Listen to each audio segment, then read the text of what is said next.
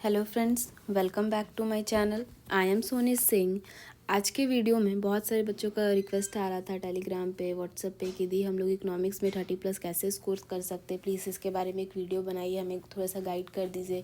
अभी तक एग्ज़ाम का कुछ पता नहीं है, होगा कब तक होगा एग्ज़ाम। देखिए, मैं एक बात कहना चाहूँगी, एग्ज़ाम आप लोगों का होगा, ये तो कन्फर्म है। टर्म 1 होना कन्फर्म है, आप लोगों का होगा, क्योंकि चाहे अभी दिसंबर लास्ट तक भी होगा, चाहे होगा ही होगा। इसलिए आप अपनी प्रिपरेशन को फुल रखिए और रिवीजन करते रहिए। आप लोगों को बस ज़्यादा से ज़्यादा रिवीजन करना है, ताकि एग्ज़ाम जब भी हो आप अच्छे से एग्ज़ाम में अच्छे मार्क्स स्कोर कर पाएँ। तो सबसे पहले आपको, जैसे कि मैंने इकोनॉमिक्स का पूरा सिलेबस आप लोगों को कंप्लीट करवा दिया है। सारा सिलेबस इकोनॉमिक्स का 4 चैप्टर्स से हम लोग का इंट्रोडक्शन, डिमांड, सप्लाई, मार्केट, मैंने वो आप लोग को कंप्लीट करवा दिया है। टेलीग्राम पे MCQ भी टेस्ट लिया है, कुछ MCQ वीडियोस भी अपलोडेड है। जैसा कि मैंने आपको बताया था कि 15 तारीख के बाद फिर से कंटिन्यूसली वीडियो अपलोड होगा। तो उसके बाद अगर उससे पहले एग्ज़ाम होता तो मैं कोशिश करूँगी कि मैं थोड़ा टाइम मैनेज करके करूँ, बट अगर 15 तारीख के बाद एग्ज़ाम होगा तो मैं आप लोगों के साथ MCQ डिस्कस करूँगी इकोनॉमिक्स का। तो चलिए स्टार्ट करते हैं। पहला टॉपिक, आप लोग का सिलेबस पता है कि चैप्टर का वेटेज पता होना चाहिए। पढ़ना हम लोग को सब कुछ है, लेकिन जो ज़्यादा मार्क्स का चैप्टर होता है, मतलब जिसका वेटेज ज़्यादा होता है, उस चैप्टर पर हम लोग को ज़्यादा फोकस करना चाहिए। बेसिक सा बात है। अगर जो चैप्टर 4 मार्क्स का है, आज कोई चैप्टर 23 मार्क्स का है, तो आप ज़्यादा फोकस किस पे करोगे? उस 23 मार्क्स, क्योंकि वो एक चैप्टर आपको पूरे 23 मार्क्स दिलवा सकता है। तो इसीलिए इंट्रोडक्शन, ये इस पे हम लोगों ने डिटेल्स में किया हुआ है इंट्रोडक्शन पे। तो इंट्रोडक्शन आपका ये है, जो चैप्टर 1 आपका ये आता है आपका 4 मार्क्स का, चैप्टर 2 आता है आपका 13 मार्क्स का, एंड चैप्टर 4 आता है आपका 23 मार्क्स का, एंड चैप्टर 3 आता है 23 का, एंड चैप्टर 4 आता है 10 मार्क्स का। तो मीन्स अगर आप ये दोनों चैप्टर ही कर लेते हैं तो आप 39 मार्क्स ऐसे स्कोर कर लेते हैं।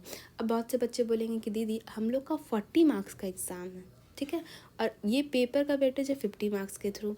आप लोगों का 10 मार्क्स का क्या होगा? प्रैक्टिकल भी होगा। तो देखिए 10 मार्क्स आप इसमें से लेस कर दीजिए। तो 10 मार्क्स लेस मत कीजिए, किसी में से अप डाउन वेटेज हो सकता है। ऐसा नहीं मैं बोल रही कि 4, हाँ ये 4 मार्क्स का आएगा, इसमें से 10 हो सकता है, फिर 10 भी हो सकता है। लेकिन हाँ, सप्लाई से आपका ज़्यादा मार्क्स का क्वेश्चन बनेगा। चैप्टर 3 बहुत इंपॉर्टेंट है, इसलिए मैंने इसे 8 टॉपिक्स 8 वीडियो में कन्वर्ट किया है। आप छोटे छोटे टॉपिक्स में कन्वर्ट किया ताकि आप उसको समझ पाओ इसमें, क्योंकि प्रैक्टिकल भी है, थ्योरी भी है। अब सबसे पहली बात कि दी हम लोग का थ्योरी क्वेश्चन आएगा कि हम लोगों का प्रैक्टिकल क्वेश्चन आएगा। तो देखिए, मैं आप लोगों को बोलूँगी, आप लोगों का थ्योरी क्वेश्चन भी आएगा, आप लोगों का प्रैक्टिकल क्वेश्चन भी आएगा। आप लोगों को दोनों टॉपिक पे इक्वली ध्यान देना, चाहे वो थ्योरी हो चाहे प्रैक्टिकल हो। सबसे इम्पॉर्टेंट बात, सबकी सारे इकोनॉमिक्स की डेफिनेशन को याद करके रखना है आपको। ये ज़्यादातर ही पूछने के चांसेस रहते हैं और पूछे भी जाते हैं एग्जाम कि एडम स्मिथ ने क्या डेफिनेशन दिया था, अल्फ्रेड मार्शल ने क्या डेफिनेशन दिया, साइंस ऑफ चॉइस मेकिंग किसका डेफिनेशन है। तो आपको डेफिनेशन पे फोकस करना है। और उसके बाद साथ ही साथ AR equals to MR, AR less than MR, ये कब होता है, ये वाली चीज़ों को भी आप लोगों को देखना है। तो दीदी हम लोग ये सब करेंगे कैसे? सबसे पहले आपको चैप्टर, अगर आपका सिलेबस कंप्लीट है तो बहुत अच्छी बात है, आपके पास रिवीजन के लिए टाइम है, आप रिवीजन करो। और भी सब्जेक्ट आपके, ऐसा नहीं हो कि सिर्फ इकोनॉमिक्स में, आपको सारे सब्जेक्ट में फोकस करना है, तो आपको इसको भी ध्यान देना है। साथ ही साथ आप लोगों को देखिए, आप लोगों के 5 सब्जेक्ट हो गए। 5 सब्जेक्ट जनरली सारे बच्चे कराते हैं, किन्हीं का एडिशनल एक सब्जेक्ट रहता है, तो उनका 6 सब्जेक्ट हो जाता है, ठीक है। तो आपके अगर 5 सब्जेक्ट है तो आप 2 घंटा 2 आवर्स डेली दोगे उन 5 सब्जेक्ट के रिवीजन के लिए, आपका कोर्स कंप्लीट होता है 10 आवर्स। तो देखिए 24 आवर्स में 10 आवर अगर आप रिवीजन के लिए दे रहे हो तो ये कोई बड़ी बात नहीं है, आप दे सकते हो। मतलब डेली 2 आवर आपको देना है ईच सब्जेक्ट को रिवीजन करने के लिए। ईच सब्जेक्ट को रिवीजन करने के लिए MCQ सॉल्व करना है। MCQ को देखिए डेली रिवीजन करना है। देखिए कोई भी चैप्टर, अगर आप चैप्टर वाइज रिवीजन कर रहे हो, जनरली जो आपने गेस्ट पेपर लिया होगा उसमें क्या होगा, आपका चैप्टर वाइज रिवीजन है। सबसे पहले उस चैप्टर को, जो भी नोट्स आपके पास अवेलेबल हो, उसको आप रिवाइज करो। हाँ ये बोल रहा है, एडम स्मिथ ने इसका डेफिनेशन दिया, मार्शल ने इसका डेफिनेशन दिया, सप्लाई ये कहता है, डिमांड ये है, ये सारे रिवीजन करो। फिर चैप्टर वाइज डेली रिवीजन हो गया ये, फिर चैप्टर वाइज MCQ सॉल्व करो।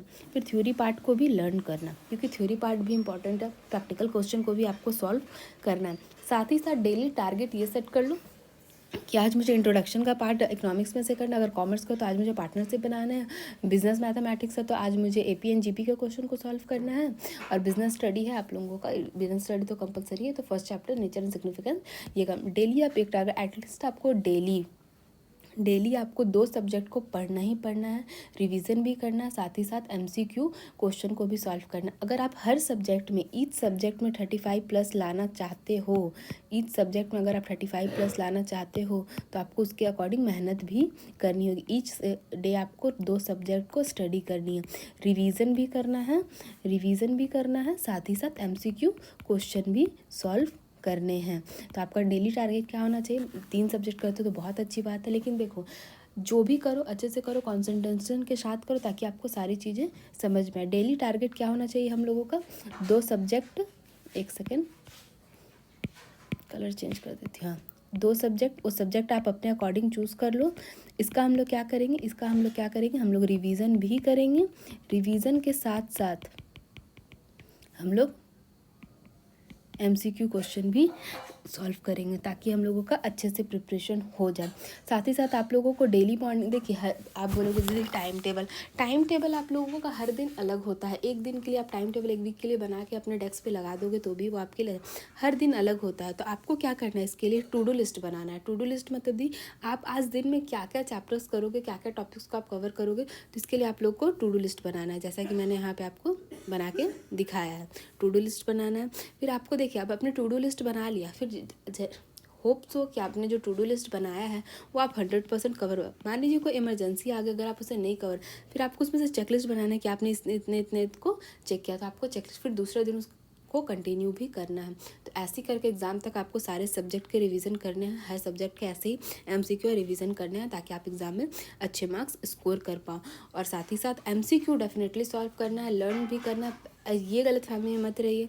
बहुत से बच्चे बार बार यही बोलते हैं, मुझे अक्सर रेगुलर मैसेज आ रहे हैं कि दी मॉक टेस्ट पेपर को, इसकी कोई गारंटी नहीं देता कि मॉक टेस्ट पेपर से ही क्वेश्चन आएगा।